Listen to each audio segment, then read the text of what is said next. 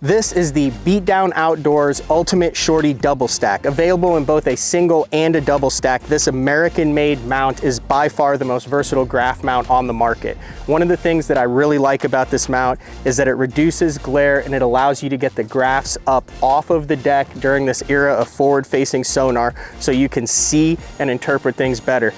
There is an additional extension to this to where the graph can actually come over 30 inches off of the surface of the deck, but in most tournament scenarios, I'm not adding the extension and I'm simply raising it 6 inches and then another 4 inches when I get to my fishing spot.